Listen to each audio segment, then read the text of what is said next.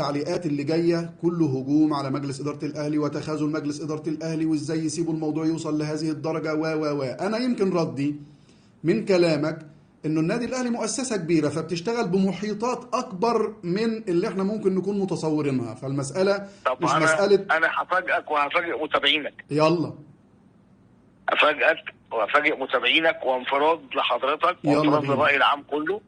كويس.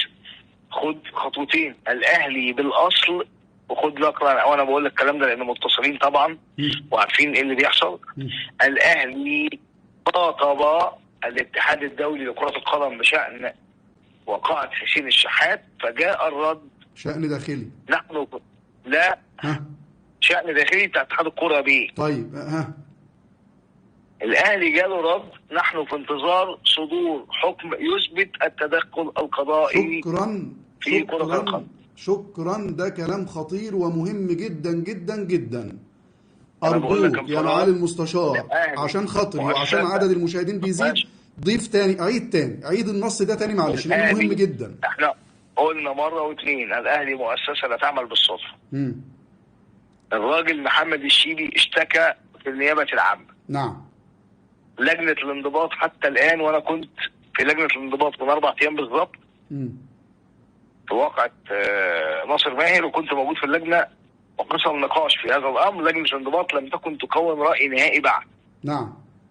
أنا بقول لك معلومة، الأهلي منذ فترة ومن خلال إدارته خالد بن مرتجي نعم تواصل مع الاتحاد الدولي لكرة القدم عن طريق المحامي الخاص بالأهلي اللي هو مونتيري لاستطلاع رأي الاتحاد الدولي في مسألة حسين الشحات. تمام.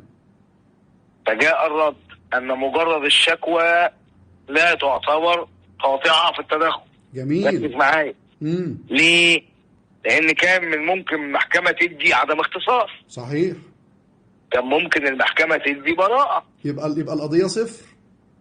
يبقى النهارده هتروح تشتكي ايه؟ بالظبط. يعني افرض النهارده الشيبي عامل شكوى والمحكمة جت قالت احنا مش مختصين. صح. كويس، يبقى انت النهارده هتصعد للفيفا بناء على ايه؟ تمام. الاهلي لذلك قام الاهلي بارسال عده خطابات للجنه الانضباط والاتحاد المصري لكره القدم. نعم. فين ردكم بشان الكلام؟ حلو. فانا بقول لحضرتك معلومه ان الاهلي قد تواصل مع الاتحاد الدولي لكره القدم منذ فتره، مش النهارده ولا امبارح. بيسالوا عن هذه الواقعه فجاء الرد.